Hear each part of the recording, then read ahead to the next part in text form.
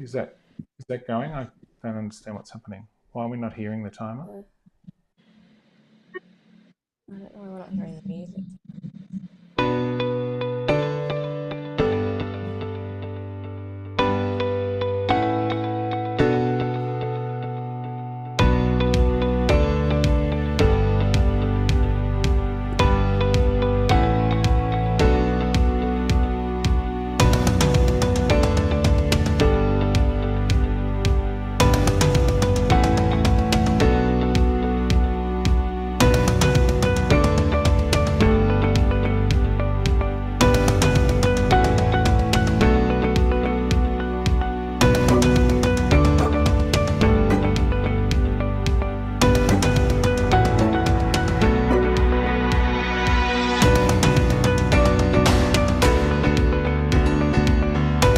Excited at the start, Nicholas?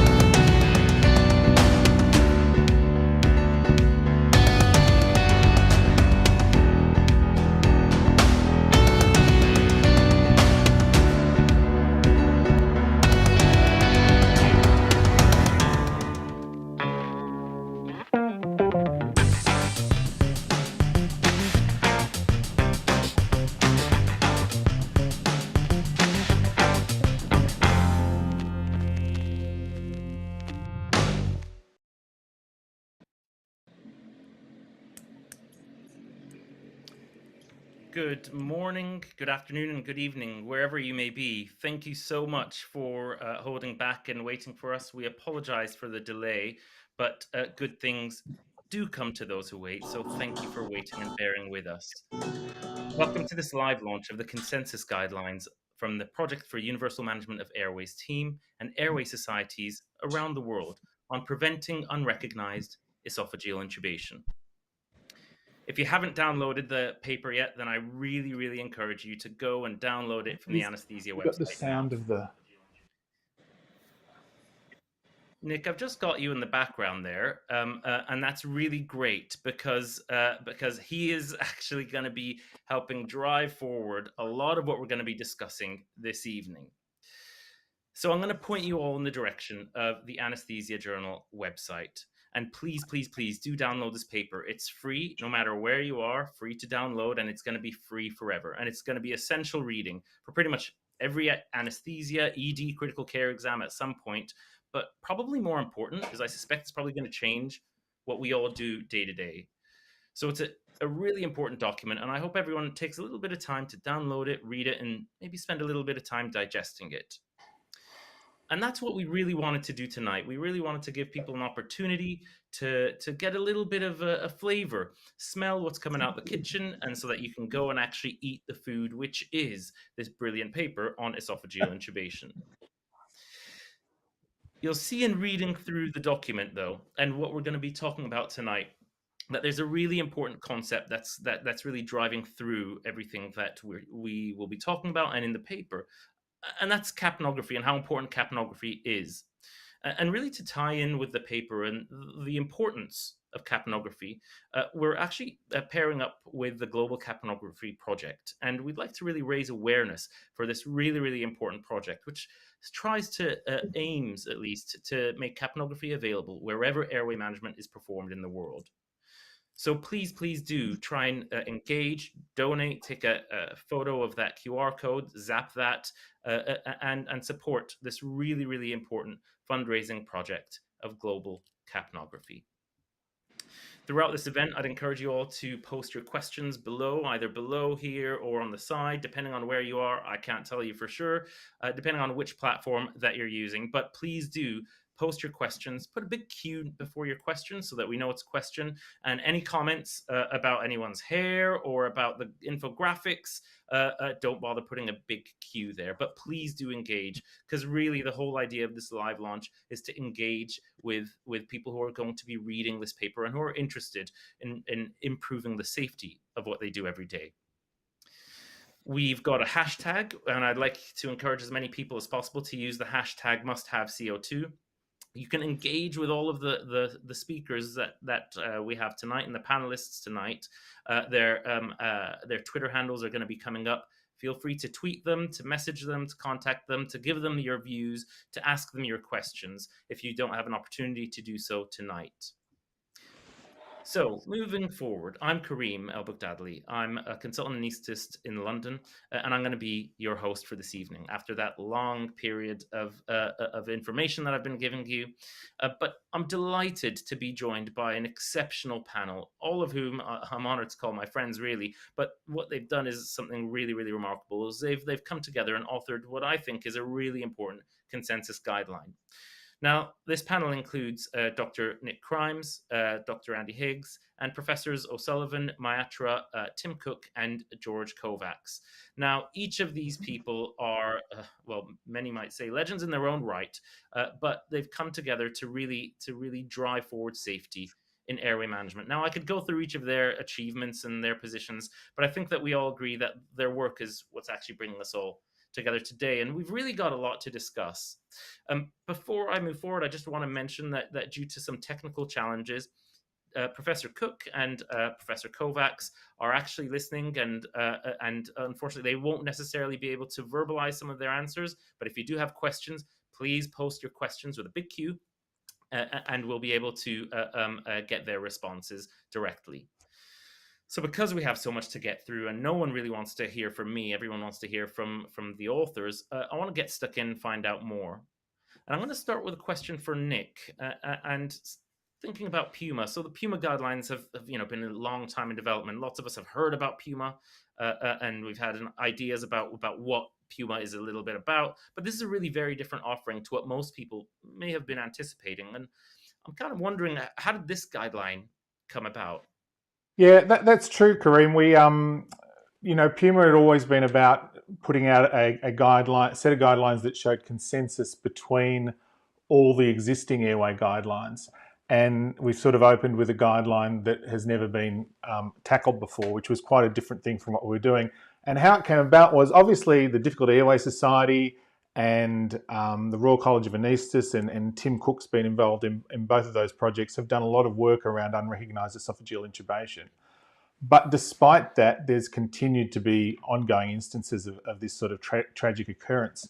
And whilst, I think we realised that we need to move beyond a one-line rhyming catchphrase, the sort of when in doubt, pull it out, no trace, wrong place. They've been valuable, but they've been ultimately, I think we've found inadequate to deal with what is a more complex problem than we initially thought and requires a more sophisticated solution. So Tim Cook, who's, as I said, has been involved in a lot of the existing airway education programs around it, unrecognised esophageal intubation, was very keen that we needed, what was needed was a more structured approach, and that we with some urgency, we needed a guideline. He reached out to a number of airway people around the world, including Puma, and we were sort of in a unique position in that we'd, over the last couple of years, used the methods in our for Puma to develop all the recommendations around confirming tube positioning and excluding esophageal intubation. We had all that. We weren't planning on putting out a discrete guideline around it, but it was scattered. All the recommendations that are in this paper were scattered across all the other planned Puma papers. And so there was an opportunity there to just gather all those recommendations together and put them into a discrete document. And that meant that we've been able to put this guideline out in 6 months rather than what might have otherwise taken a couple of years. So this graphic that I think we're going to put up it lists some of the key recommendations of the guideline, and I won't go through any of them now in detail, but I'm sure we'll touch on them during the conversation. But this is not what was planned for our initial offering from Puma, but I think it's a really worthwhile and important offering. And I think it's still very much a universal document in terms of You're just trying to get closer to me, Kariem, or get your face seen.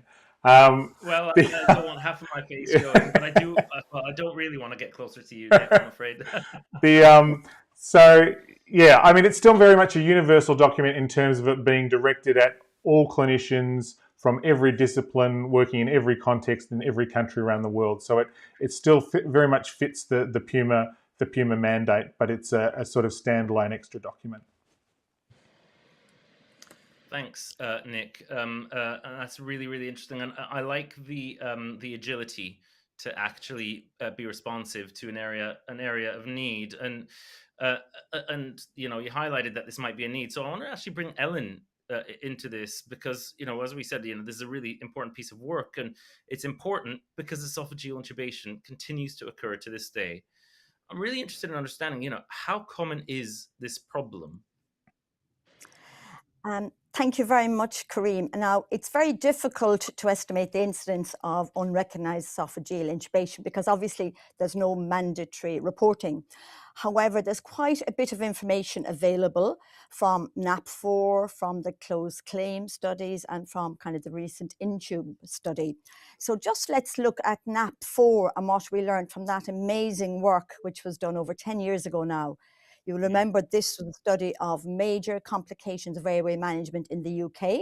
So we had denominator and numerator values, and they identified 9 cases of unrecognised esophageal intubation. 3 occurred in the operating room, 4 in the intensive care unit, and I think 2 in the emergency department. So the outcomes were poor, and there were 6 deaths, 1 brain damage, and the other 2 had prolonged stays in ITU. So the reported numbers of deaths, remember, in NAC4 was 33, but 6 were due to esophageal intubation, so that's about 18%. And it also found that 80% of airway-related deaths in the ITU were because of failure or lack of capnography. So this led to a big campaign that time to kind of increase capnography, and repeated audit then showed that that had improved to 98%. However, the Intube study, which Sheila, my colleague here, has been involved with, it was a huge study published in JAMA last year. And that was quite worrying because it was a prospective observation study.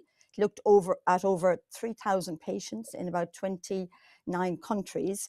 And they found that capnography was only used in a quarter, 25% of critically ill patients to confirm intubation. So I think our work is not done there. And they estimated the incidence of esophageal intubation from that report, and it was 1 in 18. So we have a lot of work to do, and I think this is why this project is so important and that we're talking about it.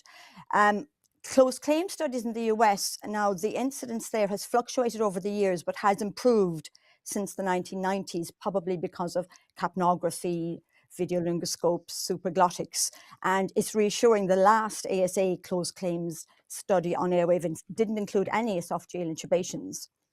But I think we shouldn't, that was good news. But however, we know that there have been a lot of coronial reviewed cases in the UK and elsewhere that show that this problem is international and it continues. And it's difficult to search because the cause of death is hypoxic encephalopathy, so we don't always have these coronial reports. But I think it's very important to think that this is likely the tip of the iceberg, and there is a problem. Now, I'm just going to finish by saying it is rare. However, when it occurs, it is often fatal and it is avoidable.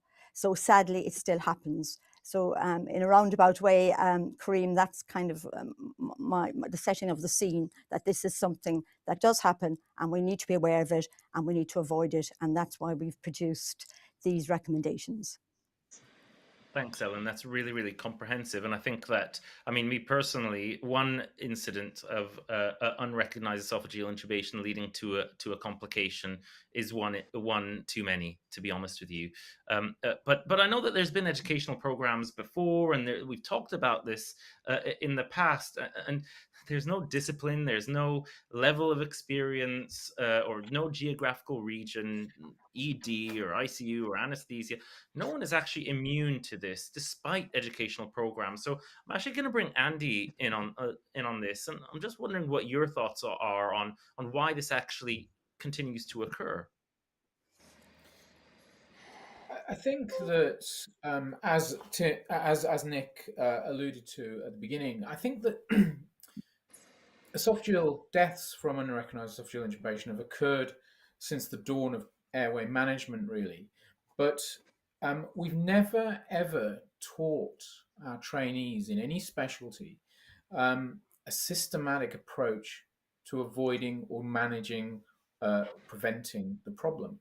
We've always tried to make do with the one-line aphorisms of "if in doubt, take it out," no trace, wrong place, and they are very useful, but they're not universally successful, as Ellen has pointed out. And the reason is that, for instance, the more modern one of no trace, wrong place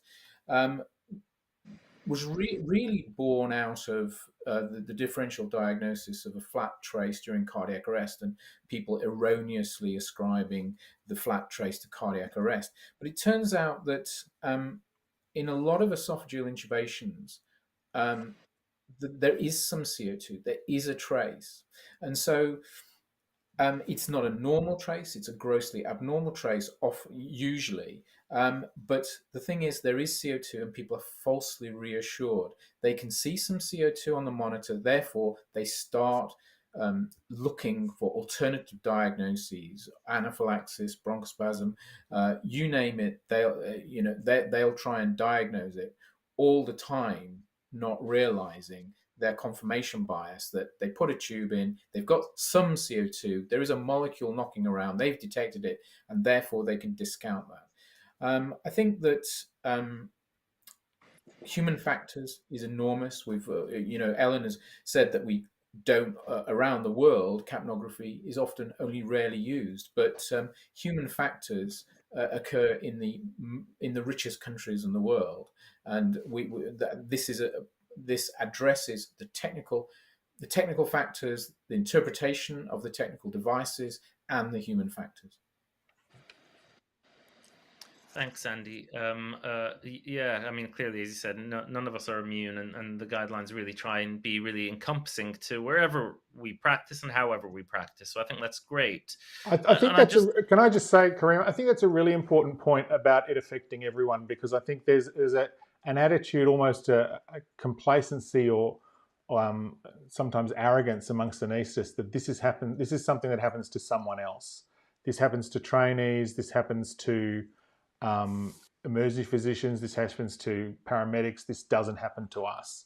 And the evidence is that just simply not the case. This happens to anaesthetists, it happens to very experienced anaesthetists that fall into this trap, as Andy said, of for some reason believing the tube's in the right place, of being reassured by clinical signs, and then ascribing another cause to the lack of CO2.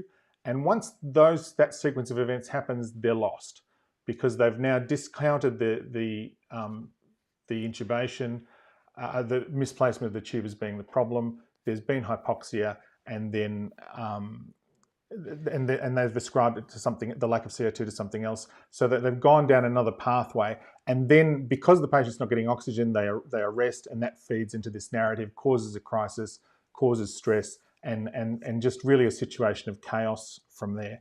And I think recognizing that this is not something that just affects trainees is a really important thing, because the clinicians who are involved in this, it's obviously extraordinarily tragic for the patients and for their families, but also there's a second victim with the clinicians too. I think there's been a lot of clinicians who've gone through this who have struggled with their practice afterwards. Yeah, thanks, Nick. I think the points that both of you make are really, really vital, and maybe the most important people to read this are the consultant anaesthetists, consultant ED physicians, consultant ICU physicians who maybe are more confident in their ability to prevent and recognize, and maybe not inappropriately. So I'm wondering, do we have Tim and George with us? I understand that they may have had a fun journey through cyberspace to get here. Tim, George, welcome. Can you hear me okay? I can hear you. I can hear you also. Incredible. Really great to have you guys join us. And after that journey through cyberspace, I want, George, I'm going to start with you, and maybe you could take us through the journey of tracheal intubation. And you talk about prevention and recognition of esophageal intubation. And to prevent it, you really focus on the process of laryngoscopy and the guidelines. I wonder what are the key things that we could do during laryngoscopy, going down to practical side of things. What are the key things we could do to mitigate the risks of esophageal intubation?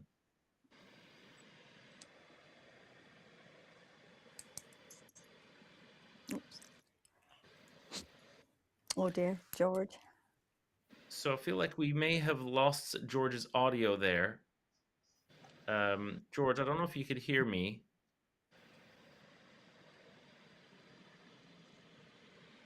I'm really, really sorry. I feel like we may have your journey through cyberspace is yet to be complete, George, I'm afraid, because we don't quite have your audio. So I'm actually going to just ask this question to Nick, who's sat right next to me here. And so cyberspace is not so much of a problem. And if you could just summarize, the key things that we could do during laryngoscopy to mitigate the risks of esophageal intubation actually occurring. Well, I think the big one the guideline advocates is routine use of video laryngoscopy. So for every intubation, we're saying wherever feasible, you should routinely be using a video laryngoscope. That, airway management's a team sport. The video laryngoscope improves your view, obviously, but it also allows the whole team to participate and have a look at what's going on to either confirm or challenge what people think they're seeing on the screen. The other thing is a process sort of I think was really initiated by Richard Levitan, emergency physician. This idea of incremental exposure of the larynx. I think particularly in situations of anxiety and perhaps also inexperienced intubators, that they can panic and stick the laryngoscope blade down deep, and so that the first thing they see is the esophagus. And whilst you might think you'd recognise that, there's this phenomenon that George is responsible for publishing in an article in the Canadian Journal of Anaesthesia about glottic impersonation. And I think we've got a picture up there that we can put up of this. So if you stuck your laryngoscope down and you saw this, I don't know if it's coming up. There you go. If you saw that image, I think most of us looking quickly would think that that's the glottis and stick the tube in. And that's the exact sort of thing when, if you do a repeat laryngoscopy to sort of confirm the position, if you're not getting CO2 and see the tube going through between those two white lines, you'd be pretty confident that the tube's in the right place. And that's really the beginning of the anchoring to the idea that the tube's in the trachea. And so that's you're more likely to get in that situation if you just stick the blade right down. This incremental exposure of looking at the anatomy as you go down and identifying the back of the tongue, the epiglottis, and finally the glottis itself means you're more likely to get to the right place. And I think Richard Levitan and George also talk about the epiglottis as sort of being a guide to find the larynx.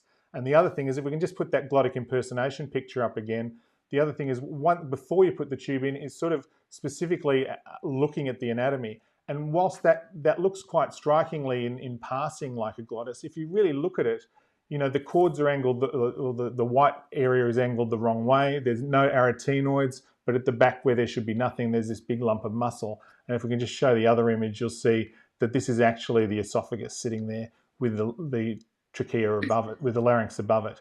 And that's quite a dramatic image. And so again, that process, if you have that incremental exposure of the larynx and you come to the larynx beforehand, you're much more likely to recognize that that's not the glottis. Also, the wider image you get on a video laryngoscope is more likely to reveal both openings there, so you don't get trapped. So another thing we're advocating is actually verbalizing the anatomical structures, verbalizing the view when you're there, either by verbalizing a commonly understood grading system like Cormick-Lehane, or by simply stating, I can see epiglottis, I can see arytenoids. And personally, I favour that because it forces the operator to really identify the anatomy and be conscious of what they're seeing. And the last thing is educating airway assistants. If they're watching through the video laryngoscope, they can help us, but to do that, we need to give them the expertise to understand what they're supposed to be seeing so that they can either reassure us or challenge us if they think we might be making an error. Thank you, Nick. So 4 really key things there, which is, George is just asking if he can be heard. I don't think he can, George. Sorry. 4 key things there that you highlighted, Nick, which is, your technique, verbalizing, getting your assistant to really, really work with you and be part of that team, but also importantly, using video laryngoscopy. And this has been talked about a lot. And I want to bring Sheila into this because, many of us are fortunate to have ready access to video laryngoscopy, but the reality is, sadly, this is not universal yet. So I'm wondering how applicable these guidelines actually are to those who may not have access to video laryngoscopy. Right. Thank you very much, Kariem. You raise a very important point, because when you have international guidelines, they have to be universally applicable. And when we say universally applicable, it also has to be applicable to different resource settings. And that's very important if they have to be used by both high and low in resource settings. Now, if you look at the recommendation, they talk about routine use of video laryngoscopy whenever feasible. So this is one of the recommendations. So of course, the other recommendations that are made are applicable in these settings, in low resource settings, even if a video laryngoscopy isn't available. For that matter, even in high resource settings, it may not be possible in all departments to routinely use video laryngoscopy. So, the statement is routine use of video laryngoscopy whenever feasible. So there is big emphasis that we should routinely use video laryngoscopy. But when you say whenever feasible, of course, if it is available. So even in high resource settings, it focuses on using the equipment. So sometimes you may have VL and DL, and you might still use DL. So it lays the emphasis that you should routinely use video laryngoscopy. Now, in low resource setting, this is more problematic because there may be unavailability of a video laryngoscope. Though, of course, COVID has quite changed the situation, because there has been more availability and access to video laryngoscopy during the pandemic. But I would say that this kind of recommendation is also very important in a low resource for a low resource setting. And the reason I'm saying it is because it gives you some kind of leverage to get access to this equipment. So it's kind of aspirational. Just to give you an example, Ellen alluded to the National Audit Project that was done 10 years back. And the subgroup analysis of this project, we looked at the data of critically ill patients. And they found that, lack of use of capnography actually resulted in higher morbidity and mortality in patients. So this kind of data and statements in these guidelines helped us to get capnography available in the intensive care unit. So I think it's very important when you have recommendations, even for resource limited settings, because it helps you speak to your administrators and say, look, these are the standards and this is where we have to reach. So we should try to get this. So I think overall, whether it's a high resource setting or it's a low resource setting, it's important to emphasize that we should use video laryngoscopy because this can help you prevent this condition. But of course, whenever feasible, if it's not available, it's not possible. So I think they would be universally applicable in this setting as well, and it would help people to get the equipment, if not anything else. Can I just add something in there, Kariem? I think this idea of not if you haven't got enough units, it's not available, you can't use it. That's fine as a short-term explanation in a high-resource setting. But part of the guideline, one of the things that's unique about this guideline is it doesn't just make clinical recommendations. We've made recommendations to administration and to industry.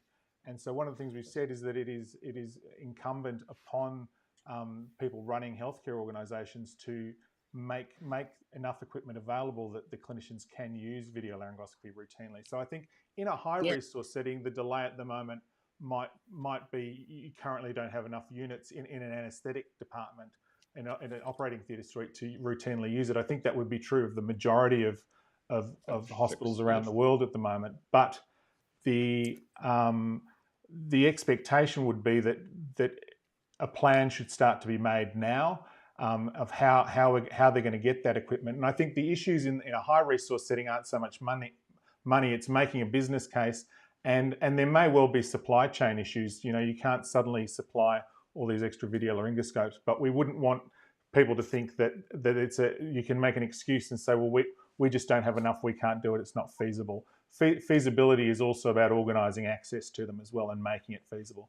I would hope that in high resource settings over the next 12 to 24 months, we'll see everyone having bought enough units that they can use it routinely. Obviously, the low resource settings are a longer term issue. I too would hope that, Nick. But with the supply chain crisis as it is, I don't know how likely that's going to be. Sorry, Sheila, did you have something to come in on that? I said I agree with Nick. I think the challenges are different in low resource and high resource setting. Nevertheless, this kind of strong statement in the guideline definitely pushes all stakeholders, whether the airway managers or the administrators or the supply chain or whatever. It pushes them towards getting the equipment. So I think it's really important to have a strong statement like this in the guideline.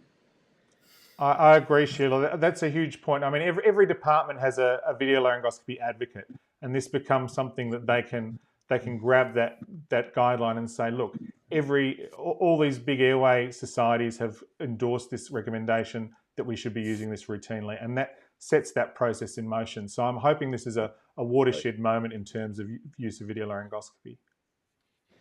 Thanks, Nick. And I want to move on. So these are the key things to prevent it, but how do we ensure that it's recognized if it does occur? Andy, I'll bring you in on that one.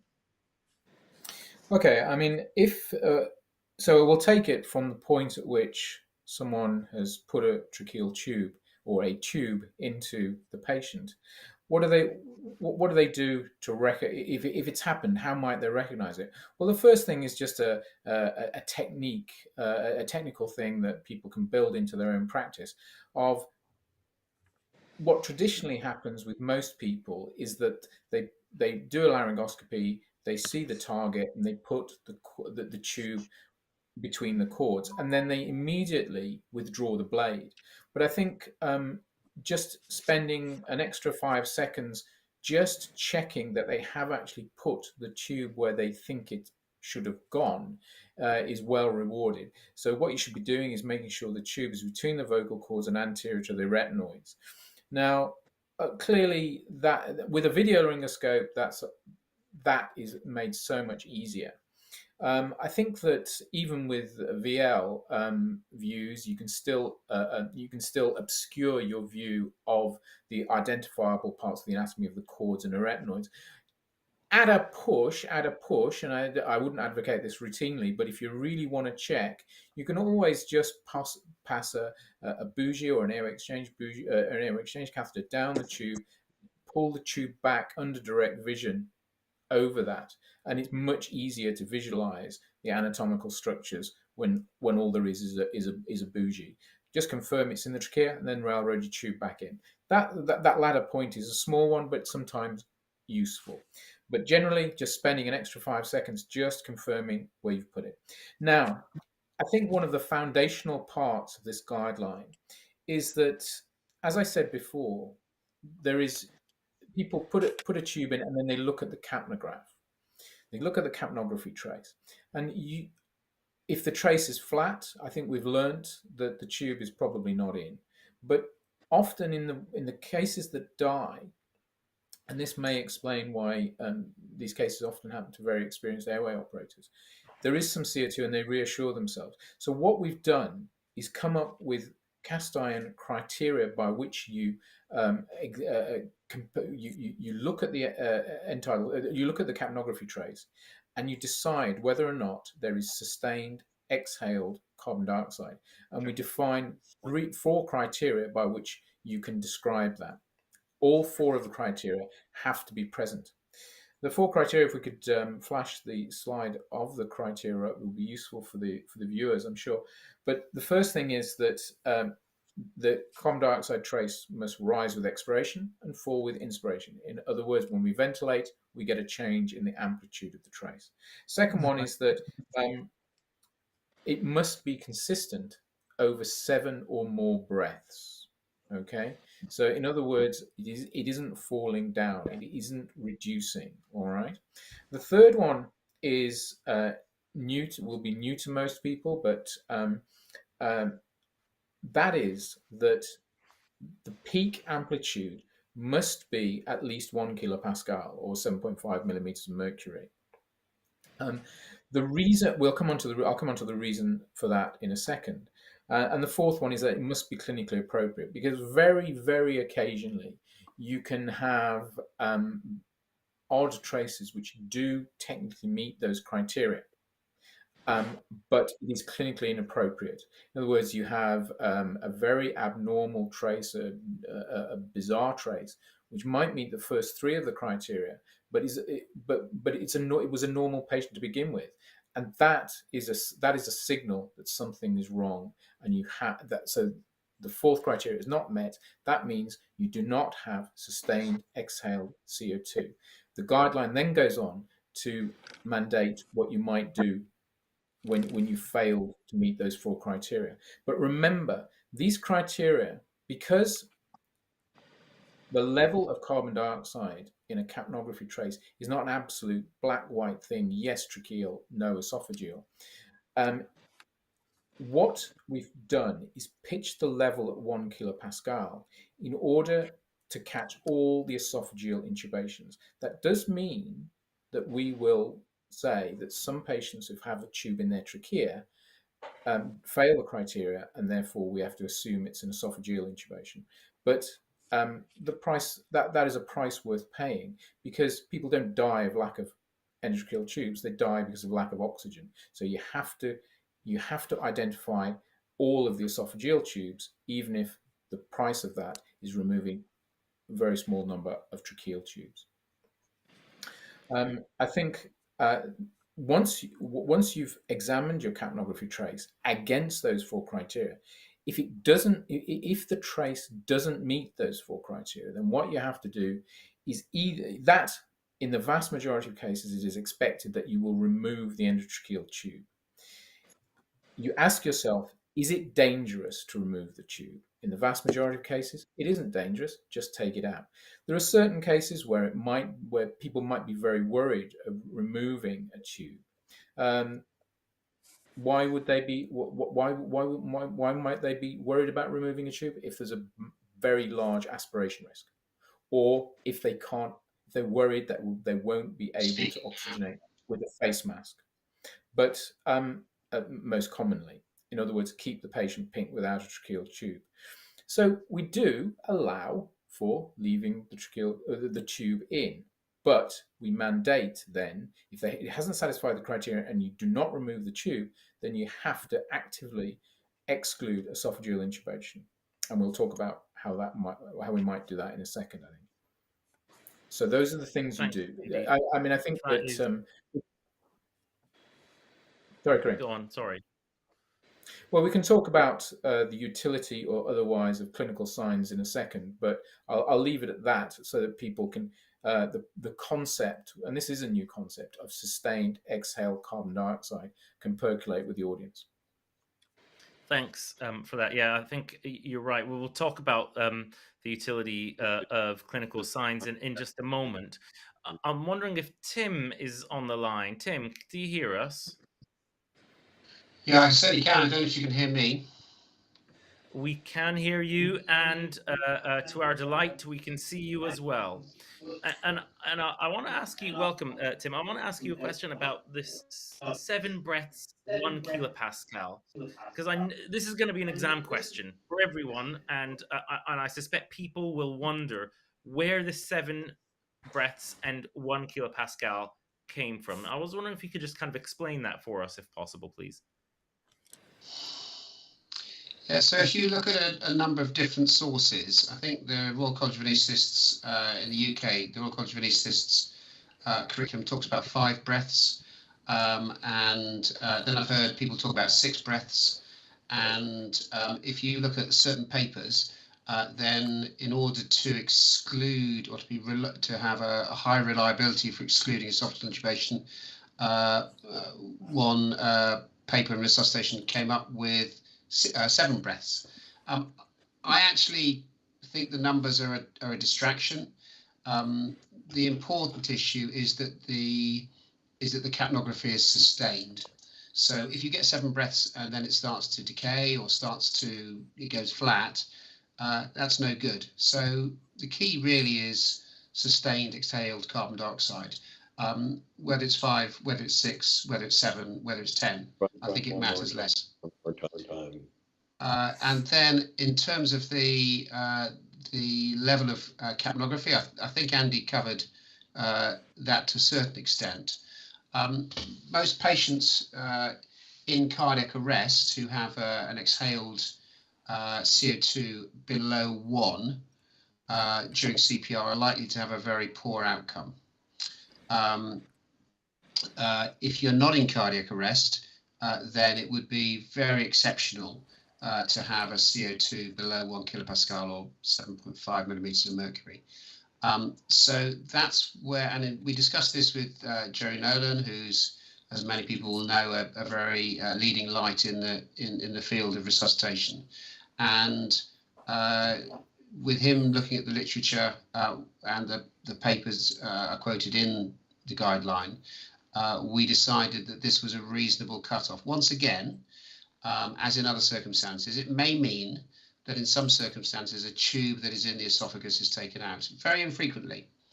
But in these circumstances, the balance, so one has to balance the consequences of removing a tube that is in the trachea and reinserting it against the consequences of leaving a tube that is in the esophagus that you're not really certain whether it is or isn't. And the cases of deaths that occur from unrecognized esophageal intubation are littered with cases where someone thought it might be in the esophagus and they thought about removing the tube and they didn't remove the tube, and it turned out it was in the esophagus. Their intuition earlier in the case was right. And had they taken the tube out, it's likely that the hypoxic brain injury that killed the patient or from which the patient died several days later would have been avoided. Because in many of these cases, when it is eventually decided that the tube should be taken out, airway management is straightforward. The tube is successfully replaced without difficulty, but the harm has already occurred. And therefore, a central plank of these guidelines is to emphasize where there is suspicion, to balance the risks of taking the tube out and reinserting it against leaving it and the consequences of that. And in most cases, the answer lies with taking it out.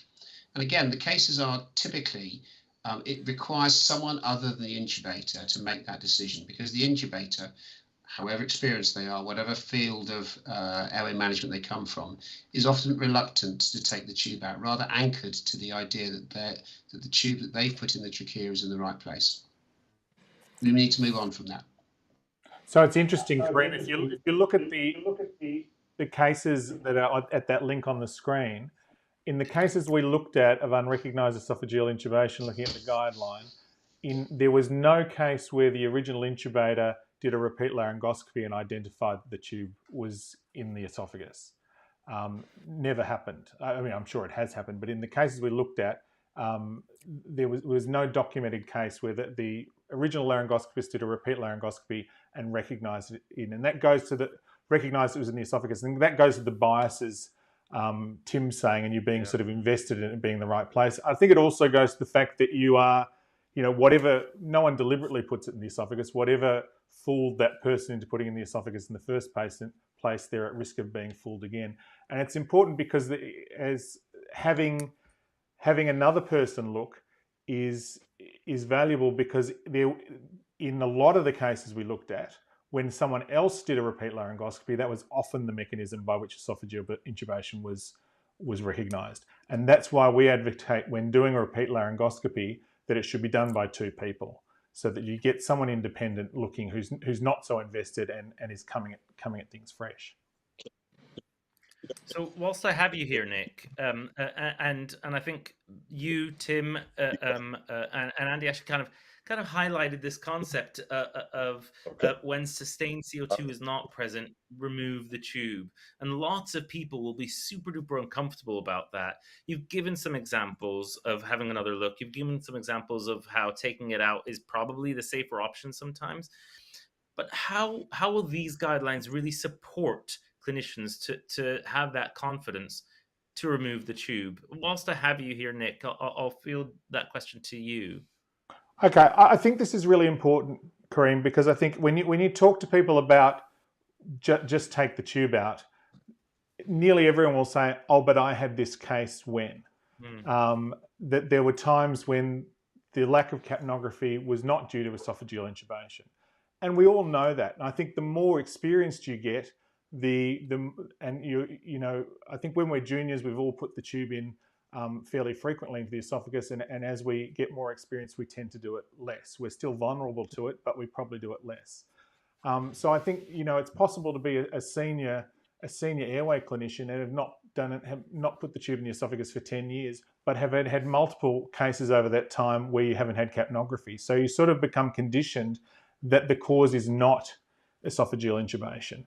And I think one of the when you think of the reasons people are uncomfortable with pulling the tube out, one of the reasons is they think that they're going to be pulling out a tube that's actually in the trachea, that they don't want to pull the tube out unnecessarily. And I think addressing that really requires a change in mindset. We need to move beyond the idea that doing the correct thing is about doing what's necessary and focus more on about doing what's safe. And I think this applies to lots of situations. Certainly, I've talked to you in your guidelines for ATI when we were chatting about them. People are reluctant to do an awake tracheal intubation and then find out that the patient was actually in easy laryngoscopy. They're reluctant to give dantrolene to someone and then find that they actually don't have malignant hypothermia.